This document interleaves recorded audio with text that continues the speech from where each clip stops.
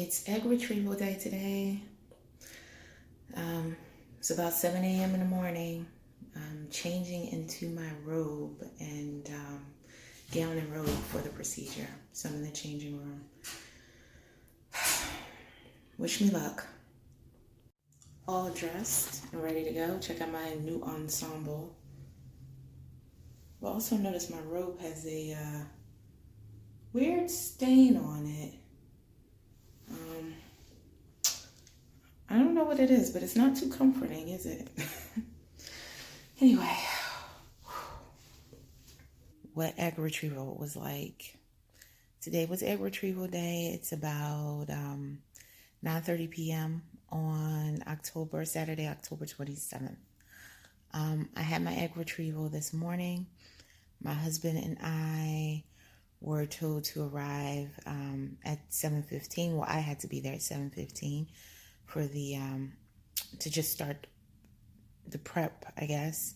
So basically getting changed, immediately got changed into a hospital gown and robe and some hospital pants. Then you fill out some initial paperwork. They look at your IDs and all of that.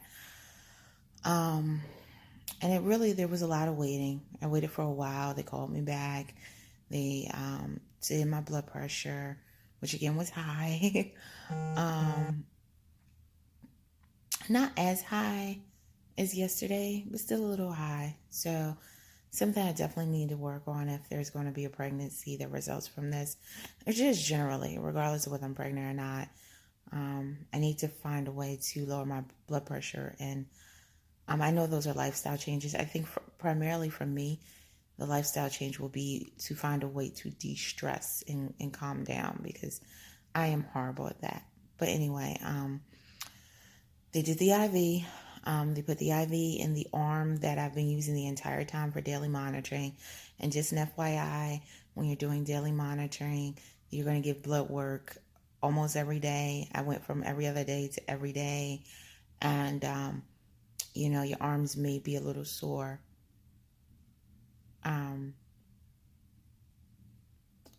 So they put the IV in the arm, and then I kind of went back to wait for a little while longer. After that, I got called to the back and went to another waiting room. And the other waiting room was, it was a little disturbing to be in that waiting room, because you could see them wheeling out the women who had just completed the procedure, and they looked very lifeless. I mean, they were sleeping, but it's like, sorry, notice some random hairs sticking out. Oh, well. It was kind of disturbing to see them being wheeled out the way that they were. I mean, because you knew that was going to be you within I can't seem to get these hairs. Okay. You knew that was going to be you within the next few minutes. So, the procedure itself is anywhere between 5 to maybe 15 minutes. It's not a long procedure. So, women I was literally just talking to wheeled out in front of you on the hospital bed, looking very lifeless, all still, taped up and hooked up to stuff. So it was a little disturbing, because you watch that right before you're taken back. So when it was my turn, I walked in with the nurse into the operating room. Very intimidating operating room. For all intents and purposes, this seems like a major surgery. I mean, I understand it's not. It's supposed to be a procedure. Mine was done in a hospital, not a clinic. It is a procedure, but it feels like a major surgery. So you're taken to the back and you're put, you take your pants off and your robe. The nurse, she untied my gown and told me to sit at like the edge of the bed and scoot up. So the bed had a dip in it. So where the dip was, your butt is supposed to go. So she told me to kind of scoot back to that point to make sure my butt was there. And then lay back. And as soon as I did that and laid back, then everyone was in action.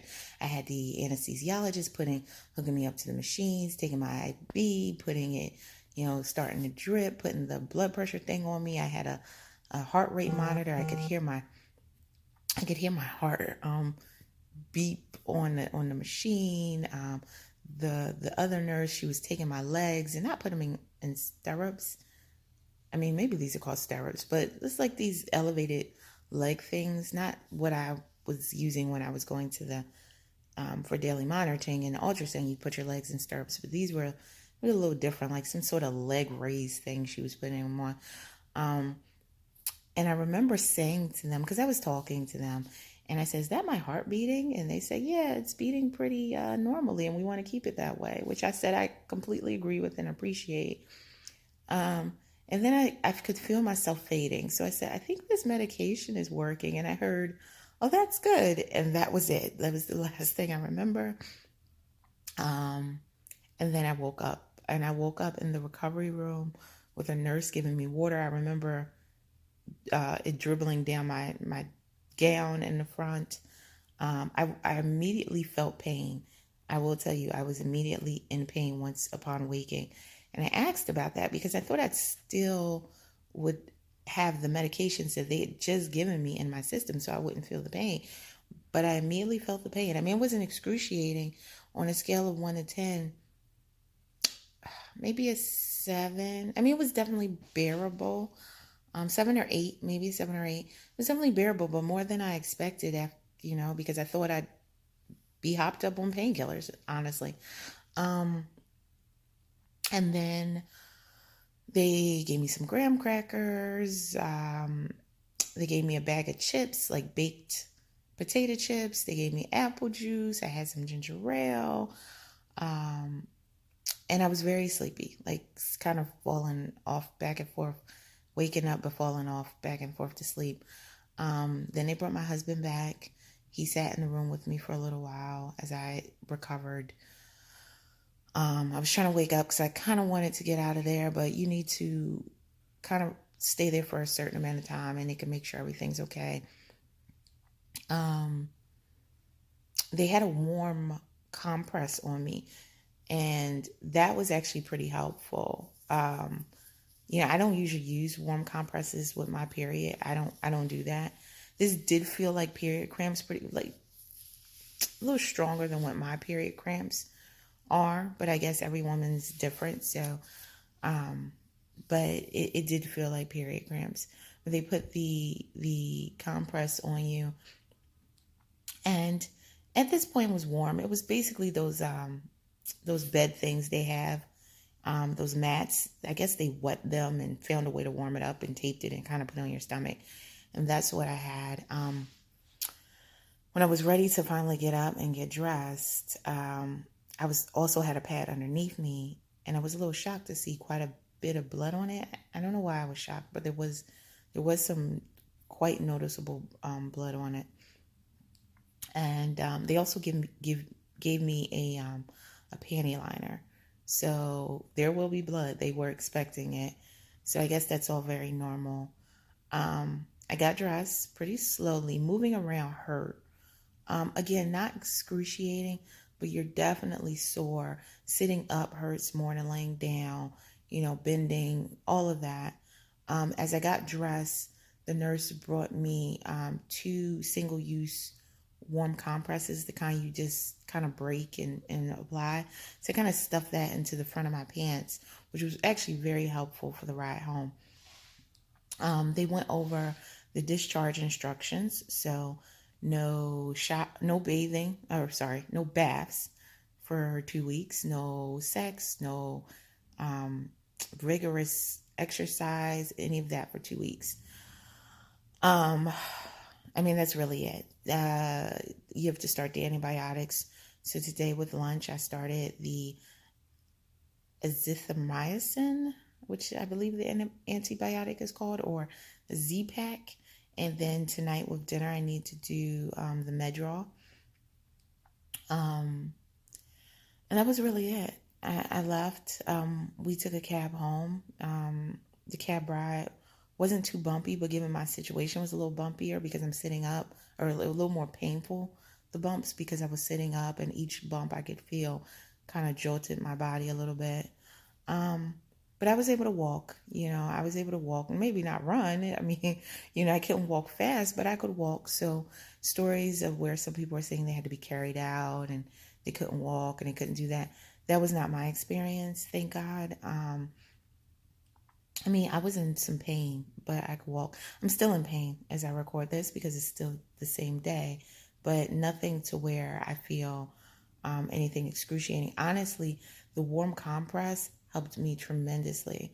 By the time I got home, the pain wasn't as bad as it had been in the hospital. And I wasn't allowed on the discharge instructions. It said that I could start taking Tylenol at 2 p.m. And I guess that was based on whatever time they gave me the medication in the hospital. And I took it at about 2 p.m., even though I wasn't in excruciating pain or anything like that. I just didn't want the pain to get worse. But there's just a constant dull, nagging pain right now. But nothing unbearable. I wouldn't, go out and go shopping and spend the day doing all types of stuff like that. No, because you need to rest, and moving around hurts more than when you're just stationary. So if you're just going to sit stationary or lay down, which I recommend, it doesn't hurt as much. It still hurts, but it doesn't hurt as much.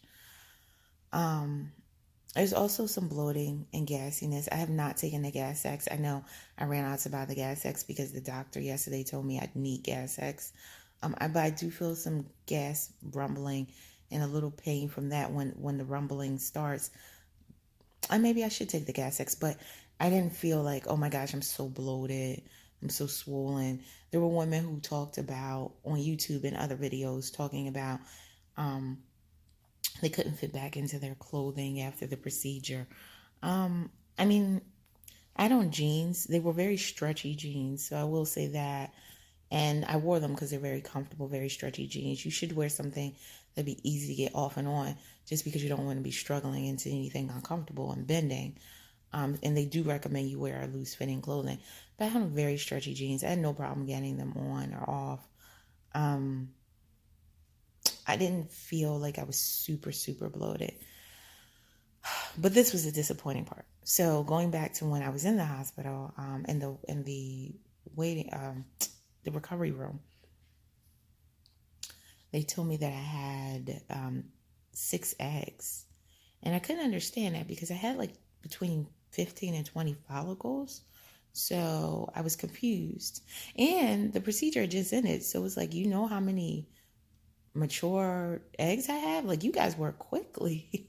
So I don't really know. I'm supposed to get a call tomorrow from the IV nurse that really details exactly how many there were or how many were fertilized.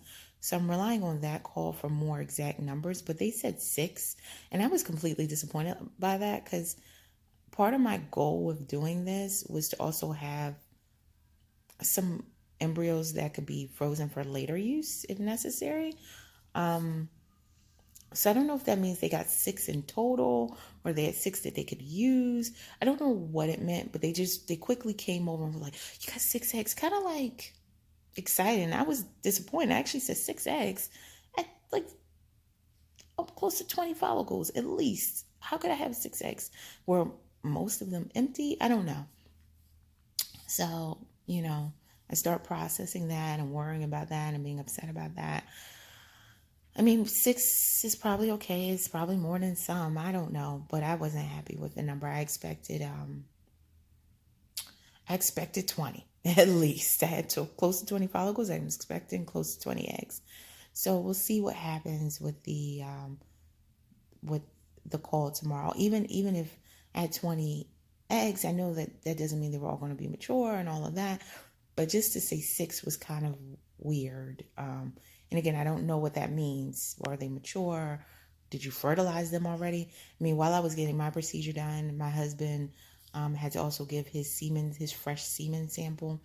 But I'm like, did you work that quickly to like put everything together?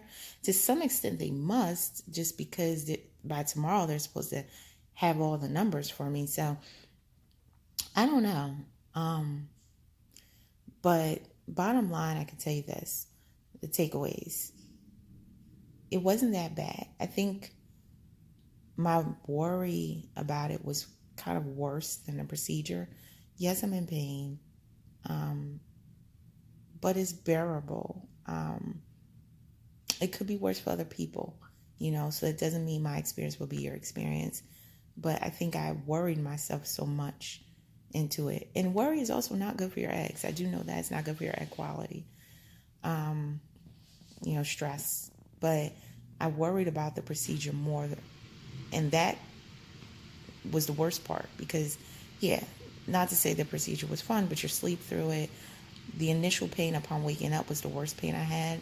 But then after I put that warm compress there, I'm not going to say I was golden, but it was way better.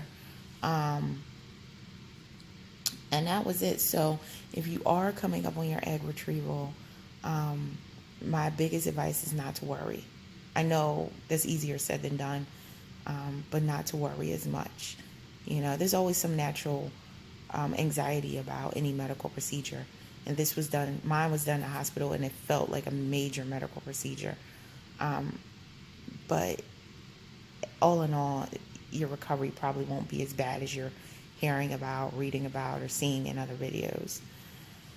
And then just take it easy. So that's what I'm going to continue to do. But I felt that I needed to get on here tonight to really give you an update on how it was and where I am, since in my previous videos I talked so much about being worried about it.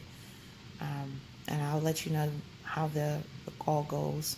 Hopefully I don't feel worse tomorrow. I know sometimes after certain things you feel worse the next day, so I'm hoping to not feel worse tomorrow. But if I do, I'll let you know, because I'm trying to share and document as much of this as possible. I'm just disappointed about that six eggs thing, but I shouldn't worry about it until I know more tomorrow. And not like I wanted to have 6 kids, but there's no guarantee that they'll all take. And not that I'm going to implant 6 embryos either, but it's just how many of the 6 will I end up not being able to use? Did they mean it was 6 that I could use? So I just have a lot of questions. And so hopefully I'll get those answers tomorrow. But until then, have a good night, and continue to pray for me if you are praying for me, and at very least, wish me luck.